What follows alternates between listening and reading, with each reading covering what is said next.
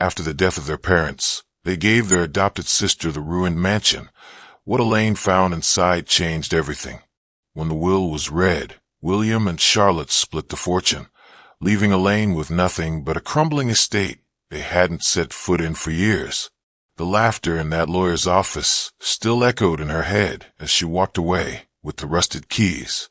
But behind the rotting walls and dust-choked halls, Elaine uncovered something no one in the family knew existed, something worth more than everything her siblings had taken. Years later, when their wealth vanished and desperation brought them to her restored mansion, the balance of power had shifted forever, and Elaine held the terms of their survival in her hands. Before we go any further, if this is your first time watching one of our videos, we'd love for you to hit that subscribe button. Your support means the world to us, and it helps us bring you even more powerful stories. Stick with us till the very end, and if this story moves you, drop your thoughts in the comments and share it with a friend. Now let's begin. The air inside Whitmore and Langston Law felt colder than the February wind outside. The kind of cold that sank into your bones, not because of temperature, but because of the way people looked at you. Elaine Monroe sat in a high-backed leather chair at the far end of the polished mahogany table. She didn't lean back. She didn't cross her legs. Her hands stayed folded neatly in her lap, as if she was still that quiet little girl who'd been told to sit still and look grateful. Across from her, William and Charlotte, her adoptive siblings, spoke in hushed voices. Not about their parents, not about grief, about stocks, about which art pieces from the New York penthouse would look better in their own apartments. Their tones were sharp, rehearsed, already dividing up the life their parents had left behind. A few other people were in the room, family friends, an aunt, the family's old financial advisor. They sat along the edges, whispering occasionally, "She's here for the charity cut," one voice murmured, just loud enough to float across the room. "Always was the outsider," another replied. Elaine kept her gaze fixed on the table, breathing slow. If she looked up now, they'd see the hurt, and she'd learned long ago that in this family, showing hurt was giving away power. The lawyer cleared his throat. The rustle of papers. As per the wishes of the late Mr. and Mrs. Monroe. His voice was flat, professional, stripped of any warmth. William got the penthouse in Manhattan. Charlotte the vineyard in Napa Valley. The remaining liquid assets, cash, bonds, stocks, split evenly between the two. And then the pause. The kind that made every eye in the room glance toward Elaine. To Elaine Monroe, the family estate in Vermont. The estate. That was a generous word for it. Elaine knew the place. A sprawling mansion her parents had abandoned years ago when upkeep became more expensive than its charm. A roof sagging under years of neglect. Windows shattered by storms. Gardens swallowed by weeds. The last time she'd seen it, the grand double doors were sealed shut with rusted chains. William's lips curved into a smirk. "Guess you won't be homeless, huh?" he said under his breath, loud enough for a ripple of quiet laughter to travel through the room. Charlotte didn't bother hiding her amusement. "Maybe you could open it as a haunted house. You know, make it useful." A few of the bystanders exchanged knowing glances. One woman near the back muttered, "They're just giving her something to keep her busy." Another replied, "Better than nothing, I suppose." Elaine sat perfectly still, letting the sting pass through her without anchoring it in her chest. She simply reached forward when the lawyer slid the old iron keys toward her. Cold, heavy, the kind of keys that belonged to a place that hadn't been opened in years. No speech, no thanks. She slipped them into her bag and stood. As she walked toward the door, the murmur behind her swelled again. Not one person called after her. Outside, the winter air bit at her cheeks. The city hummed as if nothing monumental had happened. She wrapped her coat tighter and headed toward the train station. She didn't go back to the apartment she was renting in Queens. She bought a one-way ticket north, past the cities, past the suburbs, past the places where the Monroe name still meant something.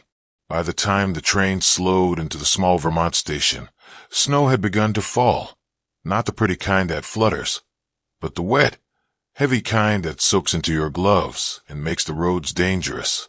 A rusted pickup truck she'd hired idled outside, the driver leaning against the hood, watching her with the polite curiosity small towns give strangers. The drive to the estate was long and winding, the trees closing in tighter the further they went. The road turned to gravel, then dirt, and then, just as the sky darkened into late afternoon, the mansion appeared. It loomed at the end of the overgrown driveway, its once white facade streaked with black from years of storms. The tall front windows were nothing but gaping holes, some boarded over, others open to the cold. The gardens, once the pride of the Monroe matriarch, were a tangle of thorny branches and dead leaves. The driver whistled low. Been a while since anyone cared for this place. Elaine didn't answer. She just stepped out into the cold, boots crunching over ice and gravel, and stood there a long moment. In the silence, she could almost hear the voices of her siblings, still laughing. She tightened her scarf, climbed the cracked stone steps, and slid the key into the lock. It turned with a groan. The front doors eased inward, inch by inch, like lungs that had forgotten how to breathe. Dust hung in the entryway, a slow-moving ocean under a shaft of pale winter light. Elaine didn't step fully inside at first. She stood on the threshold, fingers curled around the key like a talisman, letting her eyes adjust to the gloom. The foyer had once been grand, 2 curling staircases, a chandelier the size of a small car, but time had gnawed at everything. The chandelier sagged by a single chain, crystals furred with grime. A draft leaked through the boards, slipping around her ankles the way a cat winds through legs. Somewhere deeper, a shutter tapped. Tap, tap, patient and repetitive. She took one step, then another. Her boots whispered over grit. With each movement, tiny eddies of dust rose and settled, quiet as held breath. She slid her palm along the banister, sticky, splintered, then wiped her hand on her coat with a grim little smile. Welcome home, huh? She made a slow circuit of the ground floor. The dining room was a cathedral of cobwebs. The conservatory's glass had caved long ago. Vines had trespassed and then died, leaving a lacework of brown stems. In the kitchen, a pot still sat on a cold stove, fossilized grease catching the light like amber. She cracked a window, coughed, then cracked 2 more. Fresh air crept in reluctantly. She picked a small room behind the kitchen as a base, 4 walls, 1 window that mostly closed. She rolled up a thin mattress, shook out a blanket, and set her bag down like a flag. The heater she brought groaned to life, throwing off a thin halo of warmth that lost the fight with the room, but she set her hands near it anyway, turning them toasting side, then back. Little rituals, little victories. Work came in increments. A broom first, a bucket, a foldable lamp she clipped to a door frame and adjusted until the beam knifed through the murk. She swept until her shoulders ached, then swept some more. Her movements became metronome steady, push, gather, lift, dump. When the bucket filled, she carried it out to the back steps, shoulders squared against the wind, and tipped the gray soup into the frozen earth. Steam rose in lazy ribbons. She watched it fade like a thought she chose not to think. 2 days in, she walked to the village hardware store.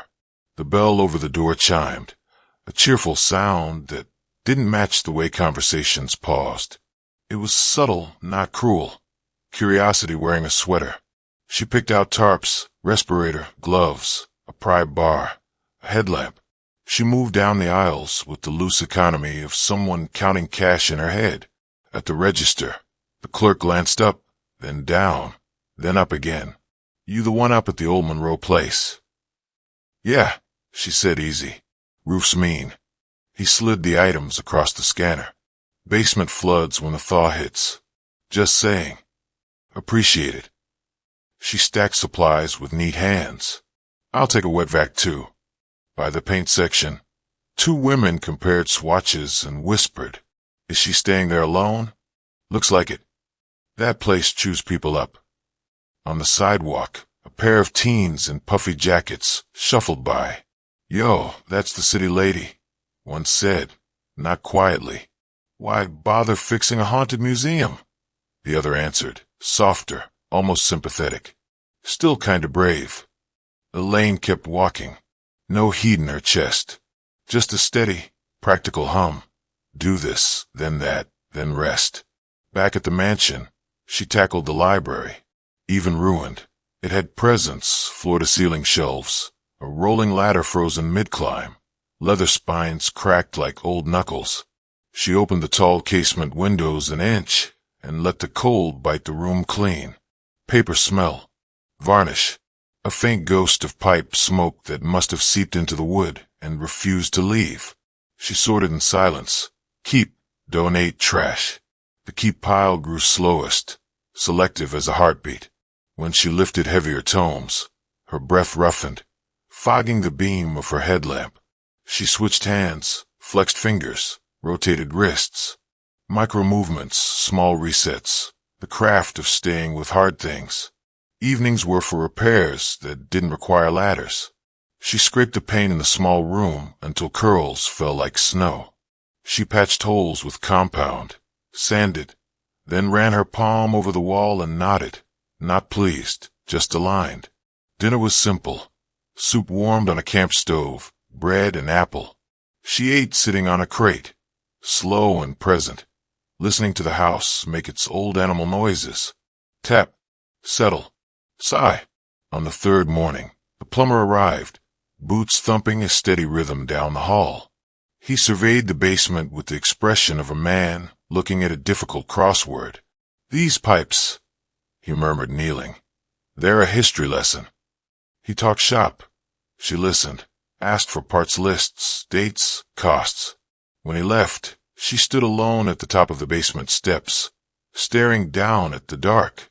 Cold climbed from below like a thought. She exhaled long, then turned away. Not today. Midweek, a bitter wind front moved through. The mansion creaked and tightened, complaining in low tones. She wrapped her scarf and took to the upstairs hallway, checking for leaks, laying towels under suspect sills, naming rooms allowed to claim them. East bedroom, corner suite, nursery with the faded blue border. Names organized the scale of the task. Names made it hers.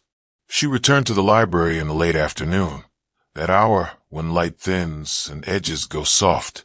She pulled the rolling ladder, the wheels churring, and climbed to the third shelf.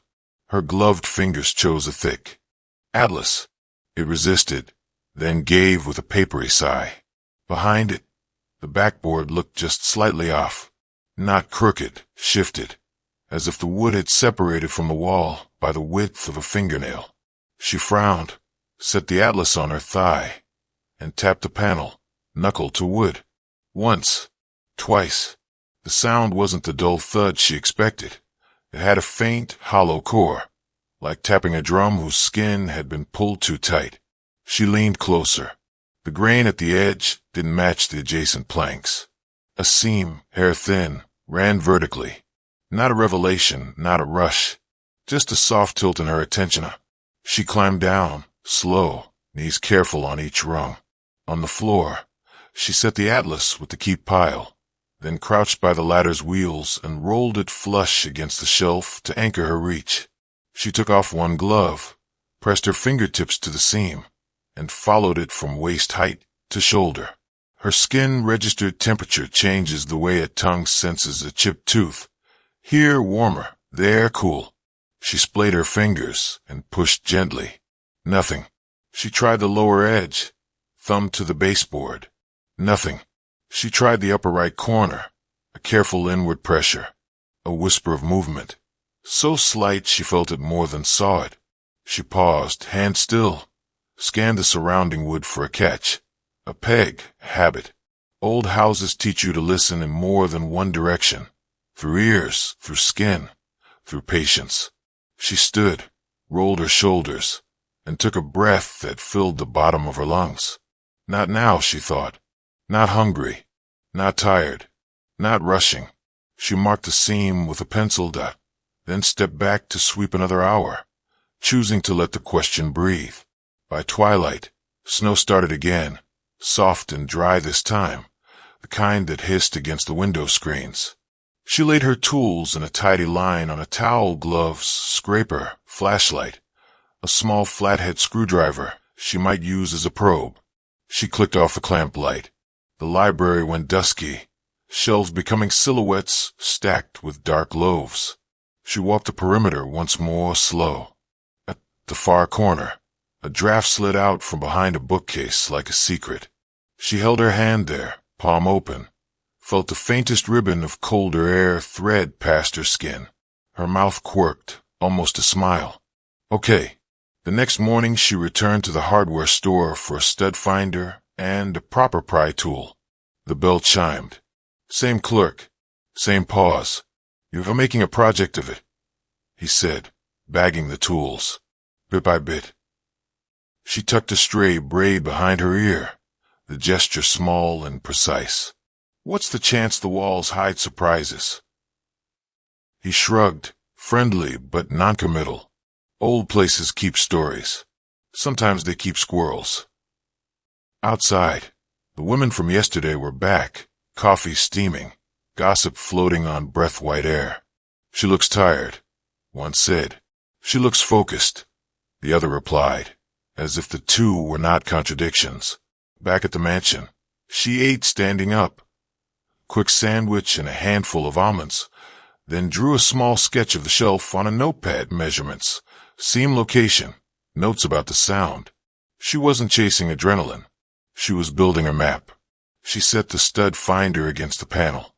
The device hummed softly, light skipping in a pattern that didn't behave like the others.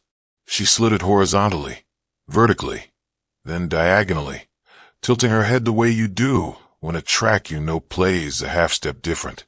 She jotted the odd readings, then slid the flathead into the tiniest gap at the base and applied feather pressure, just enough to test flex. She stopped, pulled back. Not today, she told herself again, but the words felt different now. Not avoidance, but timing. She reshelved the atlas, moved a row of novels to distribute weight, and felt the shelf accept the load with a small, satisfied settle. Evening found her outside, breath puffing as she salted the steps. The sky cleared to a hard blue-black, stars sharp enough to nick a finger. She leaned on the rail, looked over the grounds, and pictured lines, paths she'd clear, beds she'd replant, lights she'd string along the drive. Not fantasy. A plan stretched over months like canvas over a frame. From the road, faint voices drifted, two walkers, a dog's collar clinking. Places waking up, one said. About time, the other answered. Took somebody stubborn. Elaine pushed off the rail, rolled her shoulders, and went back in, closing the door with a firmness that sounded like a promise. Inside, the house exhaled. She set her alarm for early. Tomorrow would be a library day. Not for a grand reveal, nah. For careful work, steady hands, and the quiet discovery of what the wood was willing to say when asked the right way. The next morning broke in layers of silver fog, the kind that blurs the line between sky and ground. Elaine woke before her alarm, the kind of waking that isn't startled. It's steady, as if the day had been waiting for her. She dressed in her warmest layers, pulling on fingerless gloves so her hands could feel textures without freezing, and walked straight to the library. The air in there had a faint crispness now, a result of days of cracked windows and constant sweeping. She set the lamp at a low angle so shadows revealed more than light, then pulled the rolling ladder to the seam she'd marked with a pencil dot. Her tools were lined up on a drop cloth, each one within a hand's reach. She started with the flathead, slipping it into the gap at the base, gentle, like testing the teeth of a key in an unfamiliar lock. A whisper of wood fibers gave way. She moved the tool higher, pressing where the stud finder had hinted at empty space. This time, the panel shifted with a soft sigh, barely an inch, but enough. She paused. Breath in, breath out. Not a rush, not a sudden pull. She pressed her palm against the panel and eased it sideways. It moved like something that hadn't been touched in decades, stubborn but yielding, until the edge revealed darkness.